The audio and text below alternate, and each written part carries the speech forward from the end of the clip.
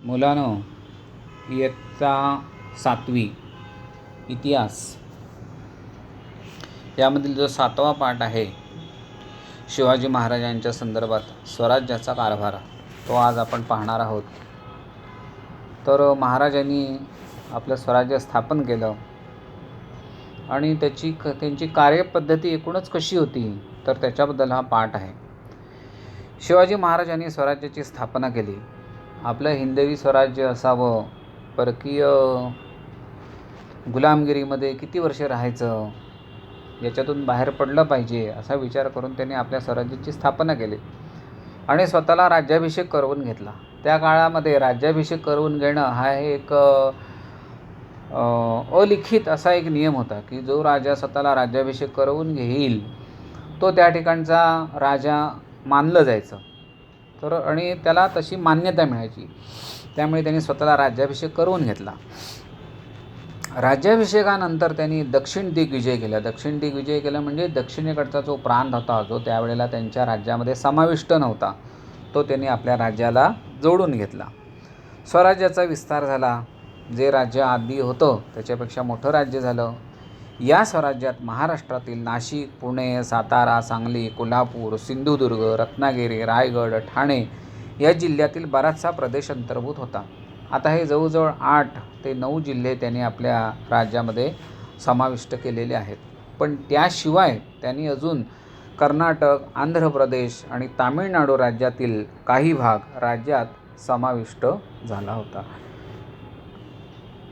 म्हणजे या जिल्ह्यांच्या व्यतिरिक्त काही दक्षिणेतील देखील त्यांनी भाग आपल्या राज्यामध्ये समाविष्ट करून घेतला. अशा रीतीने विस्तारत गेलेल्या स्वराज्याचा कारभार सुरळीतपणे व्हावा, त्यामध्ये लोकांचे कल्याण साधले जावे, यासाठी महाराजांनी स्वराज्याची घडी बसवली. म्हणजे नुसतं स्वराज्य स्थापून उपयोग नाही. स्वराज्यामध्ये जी रयत आहे, जी जनता आहे, त्यांना न्याय मिळाला पाहिजे, त्यांच्यावर अन्याय होता कामा नये, आपल्या राज्याची घडी नीट बसली पाहिजे, यासाठी योग्य प्रकारची शासन यंत्रणा देखील असणं गरजेचं आहे. तर ती त्यांनी निर्माण केली आणि त्याविषयी त्यांनी काय केलं, यासाठी महाराजांनी स्वराज्याची घडी बसवली, याविषयीची माहिती आपण घेणार आहोत. आता ती त्यांनी शासन यंत्रणा कशी निर्माण केली, आपलं राज्याचं शत्रूपासून संरक्षण व्हावं, आपलं राज्यामध्ये लोकांना योग्य प्रकारे उदरनिर्वाह करत असताना त्यांचं संरक्षण व्हावं किंवा त्यांच्यावरती जुलूम होऊ नये, आणि प्रत्येकाला जे काम आहे स्वराज्यातलं ते कसं त्यांनी वाटून दिलेलं आहे ते बघा. त्यांचे जे पहिलं याच्यातली जी गोष्ट आहे ती म्हणजे अष्टप्रधान मंडळ. महाराजांनी राज्याभिषेकाच्या प्रसंगी अष्टप्रधान मंडळ नियुक्त केले. आता त्यांनी जो राज्याभिषेक करून घेतला रायगडावरती, त्यावेळेला त्यांनी पहिली गोष्ट कोणती केली, तर अष्टप्रधान मंडळ नियुक्त केले. राज्यकारभाराच्या सोयीसाठी त्यांनी 8 खात्यांमध्ये विभागणी केली. आता आपली जशी महाराष्ट्र राज्य आहे समजा आपलं, आणि त्याची जसं जो दैनंदिन व्यवहार आहे तो चालण्यासाठी विविध खात्यांमध्ये विभागणी केलेली असते. म्हणजे सार्वजनिक बांधकाम खातं, शिक्षण खातं वगैरे वगैरे, तसं त्यांनी आपल्या राज्यामध्ये काम होण्यासाठी 8 खात्यांमध्ये त्याची नियुक्ती केली. राज्यकारभाराच्या सोयीसाठी त्यांनी 8 खात्यांमध्ये विभागणी केली. प्रत्येक खात्यासाठी एक प्रमुख नेमला. आता प्रत्येक खात्याचा त्यांनी एक प्रमुख नेमलेला आहे. 8 खात्यात 8 प्रमुख मिळून अष्टप्रधान मंडळ बनले. आता हे जी 8 मुख्य खाती होती त्यांचे त्यांनी काय केलं, 8 प्रमुख मिळून अष्टप्रधान मंडळ बनवलं.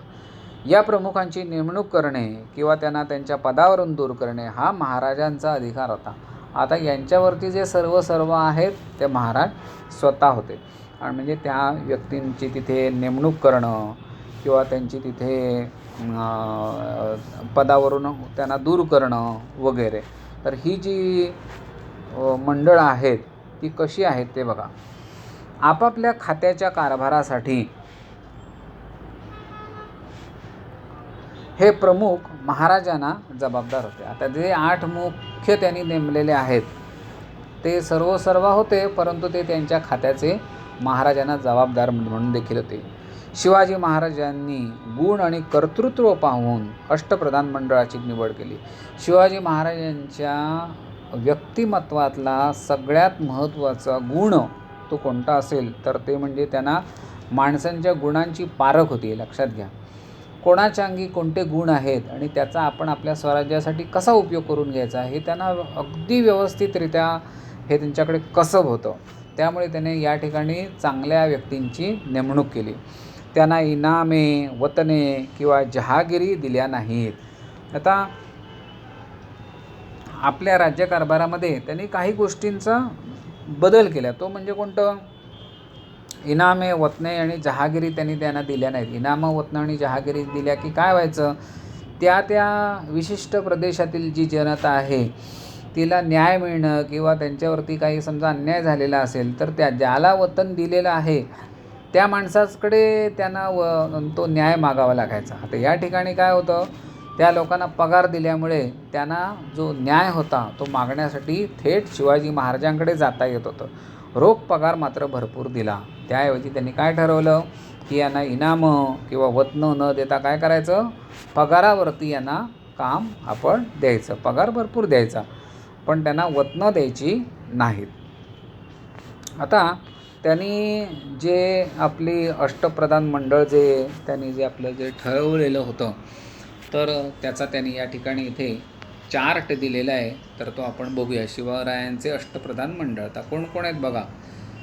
प्रधानाचे नाव मोरो त्रिंबक पिंगळे यांचं पद आहे प्रधान, म्हणजे सगळ्यात महत्त्वाची व्यक्ती.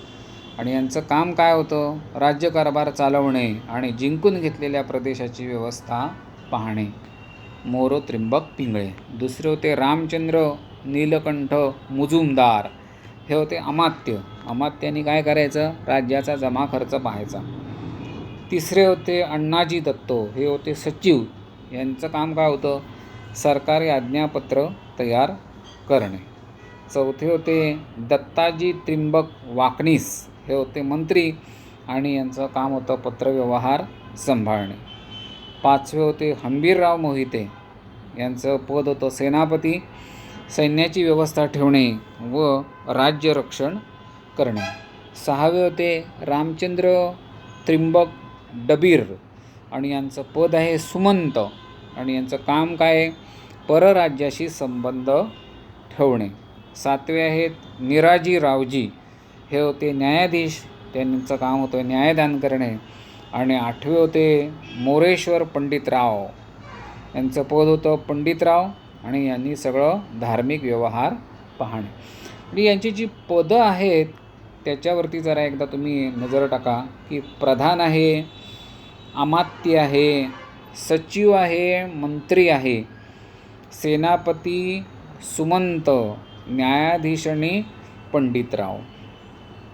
म्हणजे प्रत्येकाला त्याची कामं नेमून दिलेली असल्यामुळे कोणीही दुसऱ्याच्या कामामध्ये लुडबुड करण्याचा त्या ठिकाणी काहीच प्रश्न येत नव्हता. तर अशी ही त्यांची त्या काळची त्यांनी केलेली रचना होती.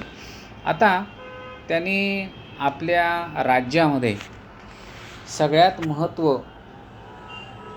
म्हणजे कशाला दिलेलं आहे तर ते पहिलं आहे या ठिकाणी त्यांचं शेतीविषयक धोरण. तर काय होते शेतीविषयक धोरण बघा. शेती हा खेड्यातील मुख्य व्यवसाय. आता आपल्या शिवाजी महाराजांच्या राज्यामध्ये वैशिष्ट्यपूर्ण अशी गोष्ट होती, आपण आपल्या प्रदेशाचं संरक्षण करणं आणि त्या ठिकाणी व्यवस्थित उत्तमरित्या राज्यकारभार करणं हाच त्यांचा उद्देश होता. मुद्दामहून परकीय देशांवरती आक्रमण केलं असा काही त्यांचा उद्देश कधीच नव्हता. त्यामुळे जे सैनिक जे असत तर त्यातले बरेचसे पावसाळ्याच्या दिवसांमध्ये शेतीचं कामच करत आणि आपली जनता की जिचा प्राथमिक उदरनिर्वाहासाठी शेती हाच त्यांचा मुख्य असा व्यवसाय होता. तर त्यांनी शेती हा खेड्यातील मुख्य व्यवसाय होता. महाराज शेतीचे महत्त्व जाणत होते, त्यामुळे त्यांनी शेतकऱ्यांच्या हिताकडे लक्ष दिले. त्यांनी अण्णाजी दत्तो या आपल्या कर्तबगार व अनुभवी अधिकाऱ्यावर जमीन महसुलाची व्यवस्था लावण्याची जबाबदारी सोपवली. अण्णाजी दत्तो आपण बघितलं की त्यांचं त्या ठिकाणी काम आहे जे ते सचिवाचं आहे. तर त्यांनी काय करायचं, सचिवाव्यतिरिक्त जमीन महसुलाची व्यवस्था लावण्याची जबाबदारी त्यांच्यावरती दिली. ठरवून दिलेल्या रकमेपेक्षा अधिक महसूल गोळा करू नये अशी ताकीद त्यांनी अधिकाऱ्यांना दिली.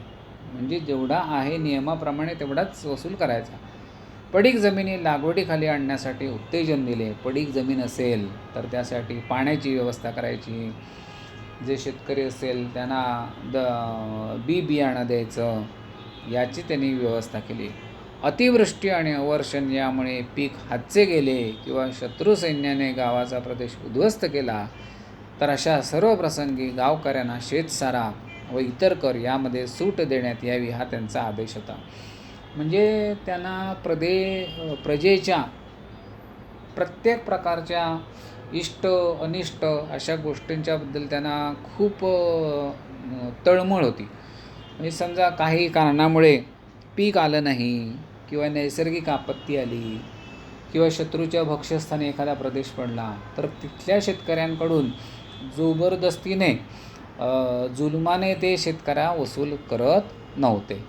तसेच अशा प्रसंगी शेतकऱ्यांना बैलजोड्या, नांगर आणि पेरणीसाठी चांगले बियाणे पुरवावे अशी त्यांनी अधिकाऱ्यांना आज्ञा होती. म्हणजे शेतकऱ्यांची सर्वतोपरी मदत करणं ह्याला त्यांनी आपल्या राज्यकारभारामध्ये त्यांनी त्याला महत्त्वही दिलेलं होतं आणि त्या संदर्भात ते त्यांना मदत देखील करत होते. तर अशा प्रकारे आपण या ठिकाणी आत्ता स्वराज्याचा राज्यकारभार याच्यातले आत्ता आपण पहिले जे 2 मुद्दे आहेत ते आपण पाहिलेले आहेत.